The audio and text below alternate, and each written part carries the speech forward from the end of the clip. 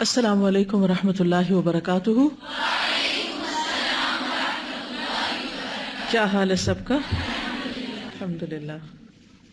Page 26 نحمده ونصلی علی رسولہ الکریم، اما بعد فاعوذ باللہ من الشیطان الرجیم، بسم اللہ الرحمن الرحیم، رب اشرح لی صدری ویسر لی امری واحلل عقدۃ من لسانی یفقہوا قولی۔ ادب رسول صلی اللہ علیہ وسلم، نام لے کر مخاطب کرنے سے گریز کرنا۔ علامہ زمخشری کہتے ہیں یا محمد نہ کہو بلکہ یا نبی اللہ کہو، یعنی ڈائریکٹ نام نہ لو بلکہ نبی اللہ کہہ کر پکارو۔ اللہ سبحانہ وتعالیٰ کا ارشاد ہے یا ایھا الرسول بلغ ما انزل الیک من ربک، اے رسول آپ کے رب کی طرف سے جو آپ پر نازل کیا گیا ہے اسے آگے پہنچا دے۔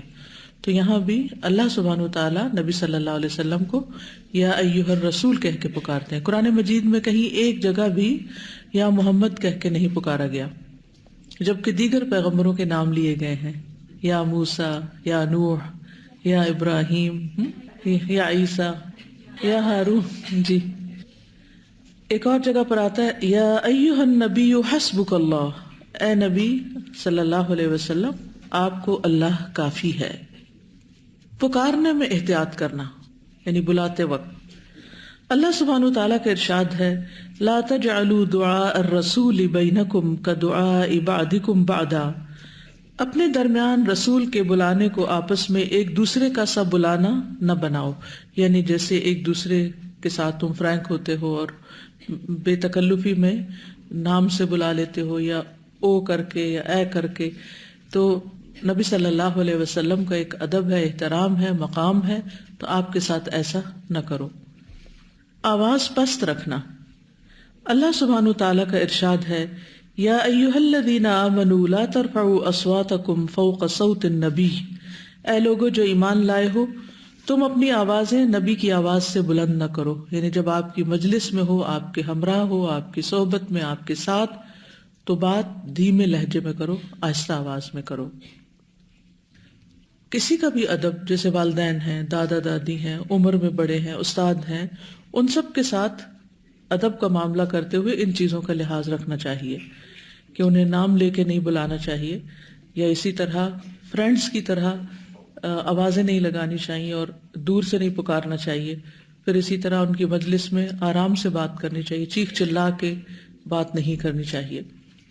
آپ صلی اللہ علیہ وسلم پر درود و سلام کا حکم بھیجنا، اللہ سبحانہ تعالیٰ کا ارشاد ہے ان اللہ وملائکتہ یصلون علی النبی یا ایھا الذین آمنوا صلوا علیہ وسلموا تسلیما، بے شک اللہ اور اس کے فرشتے نبی پر درود بھیجتے ہیں، تو اے لوگو جو ایمان لائے ہو تم بھی ان پر کثرت سے درود اور سلام بھیجو۔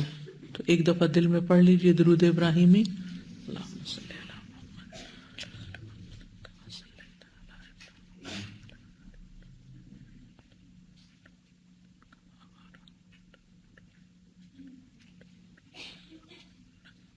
اس کا فائدہ کیا ہوتا ہے؟ سکینت بھی اترتی ہے، 10 نیکیاں ملتی ہیں، 10 درجے بلند ہوتے ہیں، 10 گناہ معاف ہوتے ہیں۔ سانحات و مشکلات، یعنی آپ کی زندگی میں کیا کیا مسائل آئے، تو بڑے بڑوں کا ذکر ہے یہاں۔ شیب ابی طالب میں محصوری، یعنی اس کے اندر ایک طرح سے بند کر دیا گیا تھا۔ نبوت کا 7واں سال نبی صلی اللہ علیہ وسلم کی زندگی کا مشکل ترین سال تھا، جب آپ صلی اللہ علیہ وسلم تمام ساتھیوں کے ساتھ شیب ابی طالب نامی گھاٹی میں 3 سال تک محصور رہے۔ اس دوران تبلیغ کا کام بھی اس طرح نہیں ہو سکا، اور تمام دشمن قبائل کی طرف سے سوشل بائیکاٹ کا اعلان لکھ کر کعبہ میں لٹکا دیا گیا، اور دیگر افراد کو بھی اس پر عمل کرنے پر مجبور کیا گیا کہ کوئی ان سے لین دین نہیں کرے گا، تجارت نہیں کرے گا، شادی بیاہ نہیں کرے گا، اور جو معاشرتی روابط ہوں گے وہ نہیں رکھے گا۔ اور یہ سب کا دشمن قبائل کا متفقہ فیصلہ تھا۔ 1 سال نہیں، 2 سال نہیں، 3 سال۔ کبھی انسان کی زندگی میں ایسا وقت بھی آتا ہے کہ اس سے اس کی ساری آزادیاں چھن جاتی ہیں اور یوں لگتا ہے جیسے اندھیری رات ہے، انسان کچھ بھی نہیں کر سکے گا۔ تو ایسے میں بھی مایوس نہیں ہونا چاہیے۔ سیرت ہماری زندگی کے لیے بہترین رہنما ہے۔ اس وقت شیب ابی طالب میں جو لوگ موجود تھے، کیا وہ یہ سوچ سکتے تھے کہ ان کی اس قربانی کے اثرات آج یہاں تک بھی پہنچیں گے کہ اس محفل میں ہم بیٹھ کر ان کا ذکر کر رہے ہوں گے؟ اتنی دور دور تک ان کے اثرات پہنچیں گے جب وہ دنیا میں ہوں گے بھی نہیں۔ تو اصل چیز کیا ہے کہ انسان پوری سچائی کے ساتھ، سنسیئرٹی اور اخلاص کے ساتھ اللہ سبحانہ وتعالیٰ کی طرف متوجہ ہو، اس کی عبادت کرتا رہے، اس کے دین کی طرف لوگوں کو بلاتا رہے۔ اور اگر اس دوران کچھ ایسے حالات پیش آ جائیں کہ آپ سے وہ سارے کام اور وہ سب چیزیں چھوٹ جائیں جو آپ کی زندگی کا ایک بہت بڑا مقصد ہو یا پیشن ہو آپ کا، تو بھی صبر سے کام لے کر اچھی امید رکھیں۔ مایوسی کسی بھی حال میں نہیں، کیونکہ اللہ سبحانہ وتعالیٰ کے ہر فیصلے میں خیر ہوتی ہے۔ جہاں انسان دعوت دین کا کام کر کے باہر نکل کر بہت کچھ سیکھتا ہے، وہاں بعض اوقات ایسی تنہائی میں بھی اور سب سے کٹ کر بھی بہت کچھ سیکھتا ہے، اور اس میں اور زیادہ اللہ سبحانہ وتعالیٰ کے ساتھ خالص ہو جاتا ہے، وہ ذاتی عبادات پر زیادہ فوکس کر لیتا ہے۔ واقعہ طائف۔ نبوت کے 10ویں سال نبی کریم صلی اللہ علیہ وسلم اسلام کی دعوت کے لیے بیرون مکہ طائف تشریف لے گئے۔ آپ صلی اللہ علیہ وسلم کے ہمراہ آپ کے آزاد کردہ غلام زید بن حارثہ بھی تھے۔ راستے میں جس قبیلے کے پاس سے بھی گزر ہوتا اسے پرنور راستے کی طرف دعوت دیتے، یعنی اسلام کی دعوت دیتے۔ طائف پہنچ کر قبیلہ ثقیف کے 3 سردار بھائیوں کو اسلام کی دعوت دی، لیکن تینوں نے انکار کر دیا۔ نبی اکرم صلی اللہ علیہ وسلم یکے بعد دیگرے ایک ایک سردار کے پاس دعوت کے لیے تشریف لے جاتے، لیکن ان سب کا ایک ہی جواب تھا کہ تم ہمارے شہر سے نکل جاؤ۔ چنانچہ نبی اکرم صلی اللہ علیہ وسلم جب 10 دن کے قیام کے بعد واپس مکہ تشریف لانے لگے تو یہ اوباش آپ کو گالیاں دینے لگے، تالیاں پیٹنے اور شور مچانے کے ساتھ ساتھ وہ آپ کو پتھر مارتے جاتے۔ اگرچہ زید ڈھال بن کر پتھروں کو روکنے کی کوشش کر رہے تھے، لیکن اس کے باوجود نبی صلی اللہ علیہ وسلم کے پاؤں پر اتنے زخم آئے کہ دونوں جوتے خون سے تر بتر ہو گئے۔ نیز زید رضی اللہ عنہ کے سر پر بھی کئی جگہ چوٹ آئی۔ بالآخر جب آپ صلی اللہ علیہ وسلم نے مجبور ہو کر بنو ربیہ کے باغ میں پناہ لی تو یہ لوگ واپس چلے گئے۔ اسی موقع پر آپ نے دعا فرمائی جو دعائے مستضعفین کے نام سے مشہور ہے۔ پھر عام الحزن۔ نبوت کا 10واں سال سیدہ خدیجہ اور ابو طالب کی وفات کی وجہ سے عام الحزن کہلاتا ہے، یعنی آپ پر اپنی ذاتی زندگی میں بہت سے صدمے پیش آئے، یعنی بیرونی زندگی، اور یہ وقت کتنا شدید مشکل تھا کہ ایک طرف طائف کا واقعہ پیش آیا اسی سال میں اور دوسری طرف گھر کے اندر یہ مسائل۔ کبھی کبھی انسان چکی کے 2 پارٹوں میں پسنے لگتا ہے، یعنی یوں لگتا ہے کہ کہیں سے بھی کوئی سکون کا راستہ نہیں، تو بھی انسان اللہ سبحانہ تعالیٰ کو تھامے رکھے، توکل کرے، اللہ تعالیٰ سے امید رکھے اور اپنا کام نہ چھوڑے، اپنے ارادے ترک نہ کرے، جو کرنا ہے وہ کرنا ہے ہر حال میں۔ اور کیا چیز انسان کو سہارا دیتی کہ ہم سب اللہ کی طرف لوٹ کر جانے والے ہیں، ہم سب ایک دن اللہ کے حضور پیش ہونے والے ہیں، اور اس وقت ہماری کوششیں دیکھی جائیں گی، ہمارے حالات کا جائزہ لیا جائے گا، کیونکہ اصل میں تو ہمیں اللہ تعالیٰ سے اجر چاہیے نا۔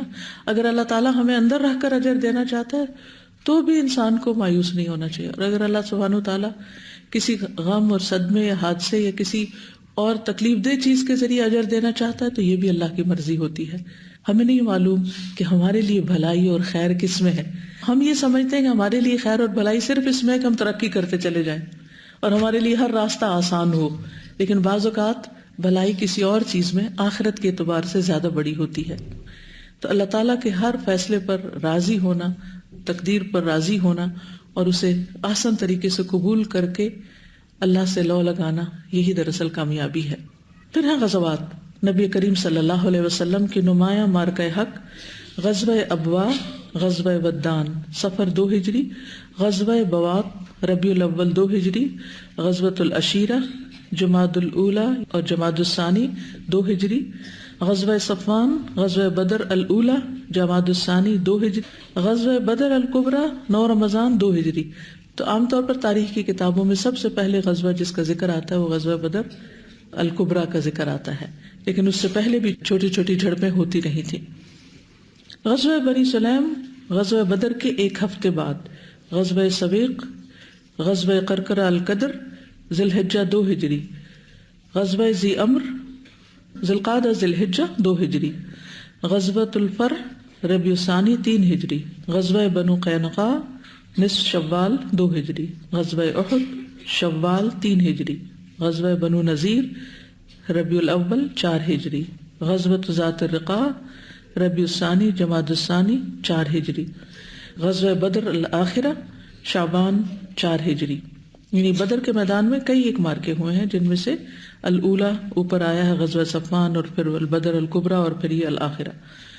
غزوہ دومۃ الجندل ربیع الاول 5 ہجری، غزوہ خندق شوال 5 ہجری، غزوہ بنو قریظہ ذوالقعدہ 5 ہجری، غزوہ بنو لحیان جمادی اولی یا جمادی الاول، اصل میں اردو میں لکھتے ہیں جمادی الاول، لیکن عربی میں یہ جو سیکنڈ لکھا ہوا نا جمادی اولی پڑھا جاتا ہے۔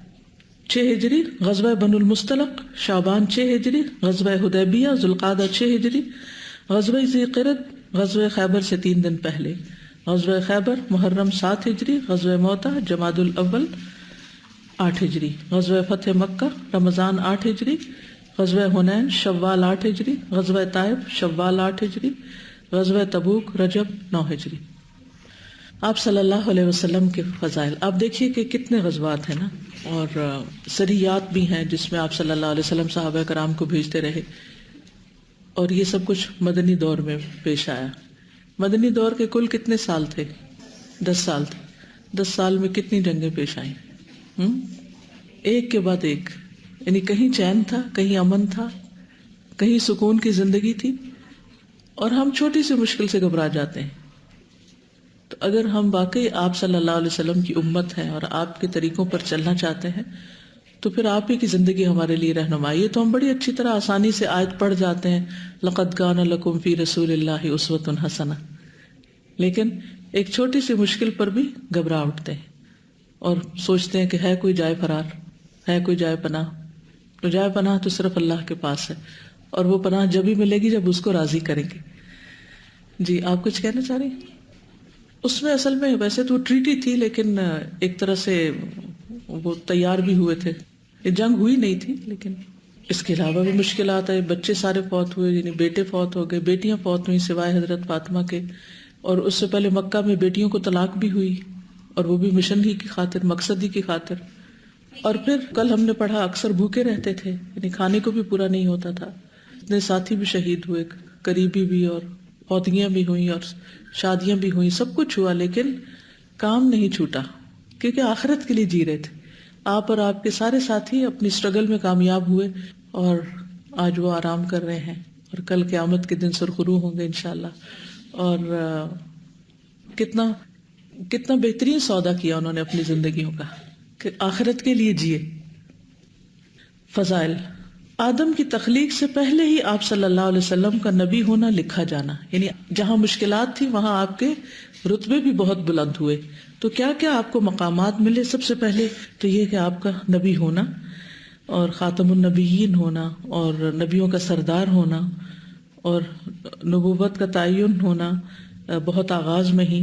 رسول اللہ صلی اللہ علیہ وسلم نے فرمایا انی عند اللہ فی ام الکتاب لخاتم النبیین وان آدم لمنجدل فی طینتہ وسأنبئکم بتأویل ذلک دعوت ابی ابراہیم وبشارت عیسیٰ قومہ ورؤیا امی التي رأت انہ خرج منہا نور اضاءت لہ قصور الشام۔ بے شک میں ام الکتاب میں، ام الکتاب کیا؟ لوح محفوظ، اس وقت بھی خاتم النبیین تھا جبکہ آدم ابھی گارے میں ہی لتھڑے ہوئے تھے، یعنی ابھی آدم پیدا بھی نہیں ہوئے تھے۔ اور میں تمہیں اس کی حقیقت بتاتا ہوں، میں اپنے والد ابراہیم کی دعا، عیسیٰ کی بشارت ہوں جو انہوں نے اپنی قوم کو دی، اور اپنی والدہ کا خواب ہوں جو انہوں نے دیکھا تھا کہ ان سے ایک روشنی نکلی ہے جس سے ملک شام کے محلات روشن ہو گئے ہیں۔ بہترین زمانہ جس میں آپ بھیجے گئے۔ رسول اللہ صلی اللہ علیہ وسلم نے فرمایا بعثت من خیر قرون بنی آدم قرنا فقرنا حتی کنت من القرن الذی کنت منہ۔ مجھے بنی آدم کے بہترین زمانے میں بھیجا گیا ہے، زمانے پر زمانہ گزرتا گیا یہاں تک کہ وہ زمانہ آ گیا جس میں ہوں۔ یعنی پوری تاریخ جو انسانیوں کی اول سے لے کے آخر قیامت تک ان میں سب سے بہترین وقت جو تھا وہ نبی صلی اللہ علیہ وسلم کا تھا۔ بہترین خاندان سیدنا واثلہ بن اسقا فرماتے ہیں کہ میں نے رسول اللہ صلی اللہ علیہ وسلم کو فرماتے ہوئے سنا، اللہ عز و جل نے اسماعیل علیہ السلام کی اولاد میں سے کنانہ کو چنا، اور کنانہ میں سے قریش کو چنا، اور قریش میں سے بنی ہاشم کو چنا، اور بنی ہاشم میں سے مجھے چنا۔ نبی کریم صلی اللہ علیہ وسلم کی شریعت کا کچھ حصہ آسمانوں پر فرض کیا گیا۔ سیدنا ابن مسعود رضی اللہ عنہما کہتے ہیں، فَأُعْطِيَ رسول اللہ صلی اللہ علیہ وسلم ثلاثاً، اعطی الصلوات الخمس، وأعطي خواتيم سورة البقرة، وغفر لمن لم يشرك بالله من أمته شيئا المقحمات۔ رسول اللہ صلی اللہ علیہ وسلم کو معراج کی رات آپ کو 3 چیزیں عطا کی گئیں، 5 نمازیں، سورة البقرہ کی آخری آیات، اور آپ کی امت میں سے اس شخص کے تباہ کرنے والے گناہوں کو بخش دیا جائے گا جو اللہ کے ساتھ کسی کو شریک نہیں کرتا۔ آپ صلی اللہ علیہ وسلم کو سورۃ البقرہ کی آخری 2 آیات دی گئیں۔ اس کے بارے میں آپ صلی اللہ علیہ وسلم نے فرمایا، مجھے سورۃ البقرہ کی آخری آیات عرش کے نیچے ایک خزانے سے دی گئی ہیں جو مجھ سے پہلے کسی نبی کو نہیں دی گئیں۔ آپ نے تمام انبیاء کی امامت کروائی۔ رسول اللہ صلی اللہ علیہ وسلم نے فرمایا، میں نے خود کو حتیم میں دیکھا۔ حتیم کیا ہے؟ کعبہ کے آس پاس جو سیمی سرکل علاقہ ہے، ایریا ہے۔ میں نے خود کو حتیم میں دیکھا اور قریش مجھ سے میری سیر کا حال پوچھ رہے تھے، یعنی معراج کا۔ تو انہوں نے بیت المقدس کی کئی چیزیں پوچھی جن کو میں بیان نہ کر سکا کہ اگر تم وہاں گئے تھے تو کیا دیکھا۔ مجھے بڑا رنج ہوا، ایسا رنج کبھی نہیں ہوا تھا، کیونکہ آپ کو یہ نہیں پتا تھا کہ مجھے واپس جا کے اسے ڈسکرائب کرنا ہے، تو آپ نے اس نگاہ سے تو نہیں سب چیزیں دیکھی تھی نا۔ پھر اللہ نے بیت المقدس کو اٹھا کر میرے سامنے کر دیا اور میں اس کو دیکھنے لگا۔ اب جو بات وہ پوچھتے تھے میں بتا دیتا۔ میں نے خود کو انبیاء کی جماعت میں پایا۔ میں نے دیکھا کہ موسیٰ کھڑے نماز پڑھ رہے ہیں۔ وہ میانہ تن و توش کے اور گٹھے ہوئے جسم کے شخص ہیں، جیسے شنوعہ کے لوگ ہوتے ہیں۔ ایک قبیلے کی طرف آپ نے ان کی شکل و صورت کی مثال دے کے سمجھایا۔ اور عیسیٰ علیہ السلام کھڑے نماز پڑھ رہے ہیں۔ ان سے سب سے زیادہ مشابہ عروہ بن مسعود ثقفی ہیں، صحابی ہیں یہ رضی اللہ عنہ۔ اور ابراہیم علیہ السلام کو دیکھا کہ کھڑے نماز پڑھ رہے ہیں۔ ان کے سب سے زیادہ مشابہ تمہارے ساتھی ہیں، یعنی آپ صلی اللہ علیہ وسلم خود۔ نماز کا وقت ہوا تو میں نے ان کی امامت کروائی۔ نبی کریم صلی اللہ علیہ وسلم پر نازل کردہ دین کی حفاظت۔ اللہ تعالیٰ کا ارشاد ہے، اِنَّا نَحْنُ نَزَّلْنَا الذِّكْرَ وَإِنَّا لَهُ لَحَافِظُونَ۔ اصل میں قرآن مجید کی حفاظت ہونا چاہیے، ہاں بے شک، اور قرآن مجید کے ذریعے پھر دین کی حفاظت ہوئی۔ بے شک ہم ہی نے اس ذکر یعنی قرآن کو نازل کیا، اور یقیناً ہم ہی اس کی حفاظت کرنے والے ہیں۔ تمام انسانوں کے لیے رسول، یعنی یہ آپ کی خاص خصوصیات ہیں۔ وَمَا أَرْسَلْنَاكَ إِلَّا كَافَّةً لِلنَّاسِ بَشِيرًا وَنَذِيرًا، اور ہم نے آپ کو تمام انسانوں کے لیے خوشخبری دینے والا اور خبردار کرنے والا بنا کر بھیجا۔ رسول اللہ صلی اللہ علیہ وسلم نے فرمایا، یا ایھا الناس انما انا رحمت مہدات، اے لوگوں میں مجسم رحمت بن کر آیا ہوں جو ایک ہدیہ ہے، یعنی تمام انسانیت یا تمام مخلوق کے لیے۔ آپ صلی اللہ علیہ وسلم پر ایمان لانا واجب ہے۔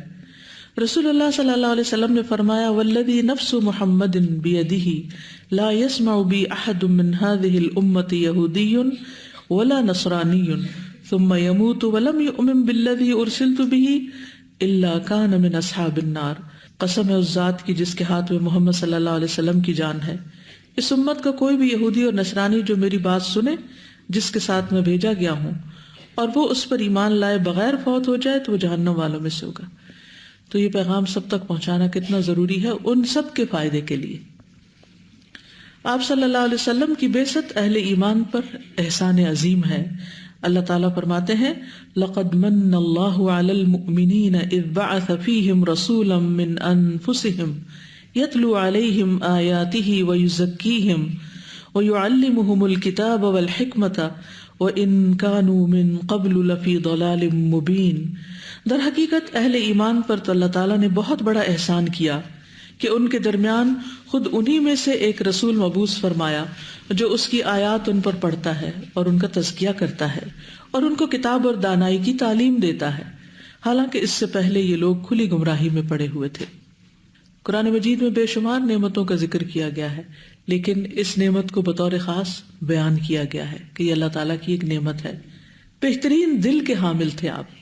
سیدنا ابن مسعود فرماتے ہیں کہ بے شک اللہ تعالیٰ نے بندوں کے دلوں پر نظر فرمائی تو محمد صلی اللہ علیہ وسلم کے دل کو سب لوگوں کے دلوں سے زیادہ بہتر پایا، تو اللہ تعالیٰ نے انہی کو اپنے لیے منتخب فرما لیا اور انہیں پیغمبری کا شرف عطا کر کے مبعوث فرمایا. پھر محمد صلی اللہ علیہ وسلم کے دل کے بعد دوبارہ بندوں کے دلوں پر نظر فرمائی تو صحابہ کرام کے دلوں کو سب لوگوں کے دلوں سے بہتر پایا، تو اللہ تعالیٰ نے انہیں اپنے نبی کا وزیر بنا دیا جو اس کے دین کی بقا کے لیے قتال کرتے ہیں. چنانچہ جب مسلمان کسی چیز کو اچھا سمجھے تو وہ اللہ کے نزدیک بھی اچھی ہے، اور جو چیز ان کی نگاہوں میں یعنی صحابہ یعنی ان کی نگاہوں میں بری ہوئی تو وہ اللہ کے نزدیک بھی بری ہوگی. اسی لیے ہم جب دین کو سمجھتے ہیں تو قرآن اور سنت کے بعد کس کی زندگی سے سمجھتے ہیں؟ صحابہ کی زندگی سے، اور پھر تابعین اور تبع تابعین تک، کیونکہ خیر القرون قرنی ثم الذین یلونہم ثم الذین یلونہم. سراپا رحمت. اللہ تعالیٰ کا ارشاد ہے وما ارسلناک الا رحمتا للعالمین، اور ہم نے آپ کو تمام جہان والوں کے لیے رحمت بنا کر بھیجا. آپ صلی اللہ علیہ وسلم کی حیات مبارکہ تمام مخلوق یعنی جن و انس اور دیگر مخلوقات کے لیے ایک رحمت تھی. مثلا مومنوں کے لیے ہدایت کے ساتھ رحمت کی شکل میں، یعنی ہدایت جو دی آپ نے ان کو وہ رحمت تھی. منافقوں کے لیے قتل سے امان کی صورت میں، کافروں کے لیے عذاب میں تاخیر کے حوالے سے. اللہ تعالیٰ کا ارشاد ہے وما کان اللہ لیعذبہم وانت فیہم، اور اللہ ایسا نہیں کرے گا کہ آپ ان کے درمیان موجود ہوں اور وہ ان کو عذاب دے. تو اس طرح آپ سب کے لیے رحمت تھے. امت کے لیے امان، عذاب سے امان کی صورت میں رسول اللہ صلی اللہ علیہ وسلم نے فرمایا النجوم امنۃ للسماء فاذا ذهبت النجوم اتى السماء ما توعدون انا امنۃ لاصحابی. ستارے آسمان کے لیے امن ہیں، اور جب ستارے چلے جائیں گے تو آسمان سے وہ آ جائے گی جس کا تم سے وعدہ کیا گیا ہے، اور میں اپنے اصحاب کے لیے وجہ امن ہوں. ازواج النبی صلی اللہ علیہ وسلم امت کی مائیں. اللہ تعالیٰ کا ارشاد ہے النبی اولیٰ بالمؤمنین من انفسہم وازواجہ امہاتہم. بلا شبہ نبی اہل ایمان کے لیے ان کی اپنی ذات پر مقدم ہے اور آپ کی بیویاں ان کی مائیں ہیں. یہ جو پیچھے بات کی گئی ہے نا کہ ستارے آسمان کے لیے امن ہے، تو اس کا مطلب یہ ہے کہ ستارے کب جائیں گے؟ جب قیامت ہوگی، تو پھر اس کے بعد قیامت واقع ہو جائے گی. آپ کے صحابی آپ کیسے تھے؟ جیسے ستارے تھے، اور آپ ان کے لیے اسی طرح باعث امن تھے. آپ صلی اللہ علیہ وسلم پر بیویوں کے درمیان عدل کرنا فرض نہ تھا. قرآن مجید میں آتا ہے ترجی من تشاء منہن وتؤوی الیک من تشاء ومن ابتغیت ممن عزلت فلا جناح علیک. جس بیوی کو چاہے علیحدہ رکھیں اور جس کو چاہے اپنے پاس رکھیں، اور جس کو آپ نے علیحدہ کر دیا ہو اگر اس کو پھر اپنے پاس طلب کر لے تو آپ پر کچھ گناہ نہیں، جبکہ باقی لوگوں کے لیے عدل فرض ہے. لیکن اس کے باوجود بھی آپ صلی اللہ علیہ وسلم نے عدل کیا. آپ صلی اللہ علیہ وسلم کی شریعت قیامت تک رہے گی. رسول اللہ صلی اللہ علیہ وسلم نے فرمایا والذی نفس محمد بیدہ لو بدا لکم موسیٰ فاتبعتموہ وترکتمونی لضللتم عن سواء السبیل ولو کان حیا وادرک نبوتی لاتبعنی. اس ذات کی قسم جس کے ہاتھ میں محمد صلی اللہ علیہ وسلم کی جان ہے، اگر آج موسیٰ تشریف لے آئیں اور تم لوگ میری بجائے ان کی اتباع شروع کر دو تو تم سیدھی راہ سے گمراہ ہو جاؤ گے، اور اگر موسیٰ علیہ السلام زندہ ہوتے اور میری نبوت کا زمانہ پاتے تو وہ بھی میری اتباع کرتے. جس سے کیا پتہ چلتا ہے کہ آپ کی شریعت کے ہوتے ہوئے دوسری شریعتیں منسوخ ہوں گی. سیدنا ابو حازم بیان کرتے ہیں کہ میں ابو ہریرہ رضی اللہ عنہ کی مجلس میں 5 سال تک بیٹھا ہوں. میں نے انہیں نبی صلی اللہ علیہ وسلم کی یہ حدیث بیان کرتے ہوئے سنا.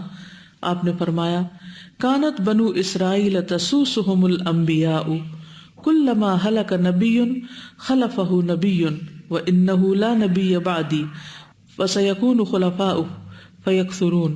بنی اسرائیل کے انبیاء ان کی سیاسی رہنمائی بھی کیا کرتے تھے. تسوسہم، جب بھی ان کا کوئی نبی فوت ہو جاتا تو اس کی جگہ دوسرا آ جاتا. بے شک میرے بعد کوئی نبی نہیں، اور ان قریب نائب ہوں گے جو بہت ہوں گے. اور وہ کون ہوں گے؟ کون؟ علماء. العلماء ورثۃ الانبیاء. دیگر انبیاء پر 6 فضیلتیں. رسول اللہ صلی اللہ علیہ وسلم نے فرمایا فضلت علی الانبیاء بست اعطیت جوامع الکلم ونصرت بالرعب وأحلت لي المغانم وجعلت لي الأرض طهورا ومسجدا وأرسلت إلى الخلق كافة وختم بي النبيون. مجھے انبیاء پر 6 باتوں میں فضیلت دی گئی ہے. مجھے جامع کلمات دیے گئے ہیں. دشمن پر روب کے ساتھ میری مدد کی گئی ہے. میرے لیے مال غنیمت حلال کیا گیا جو کہ پہلی امتوں کے لیے نہیں تھا. ساری زمین میرے لیے پاک اور مسجد بنائی گئی ہے. مجھے ساری مخلوق کی طرف رسول بنا کر بھیجا گیا ہے اور نبوت کا سلسلہ مجھ پر ختم کر دیا گیا ہے. اللہ کے دوست رسول اللہ صلی اللہ علیہ وسلم نے فرمایا الا انی ابرأ الی کل خل من خلہ ولو كنت متخذا خلیلا لاتخذت ابا بکر خلیلا ان صاحبکم خلیل اللہ. آگاہ ہو جاؤ، بے شک میں ہر ایک دوست کی دوستی سے برات کا اعلان کرتا ہوں، اور اگر میں کسی کو اپنا دلی دوست بناتا تو ابو بکر کو بناتا، لیکن تمہارے ساتھی یعنی محمد صلی اللہ علیہ وسلم اللہ کے دوست ہیں، تو اس لیے بندوں کی دوستی نہیں. شاہد، بشیر اور نذیر. اللہ تعالیٰ کا ارشاد ہے یا ایھا النبی انا ارسلناک شاہدا ومبشرا ونذیرا. اے نبی، ہم نے آپ کو گواہی دینے والا، خوشخبری دینے والا اور خبردار کرنے والا بنا کر بھیجا. روشن چراغ. اللہ تعالیٰ کا ارشاد ہے وَدَاعِيًا إِلَى اللَّهِ بِإِذْنِهِ وَسِرَاجًا مُنِيرًا، اور اللہ کے اذن سے اللہ کی طرف دعوت دینے والا اور روشن چراغ بنا کر بھیجا ہے. بلند ذکر. اللہ تعالیٰ فرماتے ہیں وَرَفَعْنَا لَكَ ذِكْرَكَ، اور ہم نے آپ کا ذکر بلند کیا. سیدنا ابن عباس رضی اللہ عنہما نے اس آیت کا مطلب بیان کرتے ہوئے کہا کہ آذان، اقامت، تشہد، جمعہ اور عیدین کے خطبوں نیز خطبہ نکاح میں مشرق سے مغرب تک اللہ تعالیٰ کے نام کے ساتھ آپ صلی اللہ علیہ وسلم کا نام لیا جاتا ہے. یہ بھی کہا گیا کہ اس سے مراد ہے کہ ہم نے آپ کا ذکر فرشتوں کے ہاں، آسمانوں میں اور زمین میں اور مومنوں کے نزدیک اور قیامت کے دن بھی آپ کا ذکر بلند کریں گے اور آپ کو بلند درجات اور مقام محمود سے نوازا جائے گا انشاءاللہ.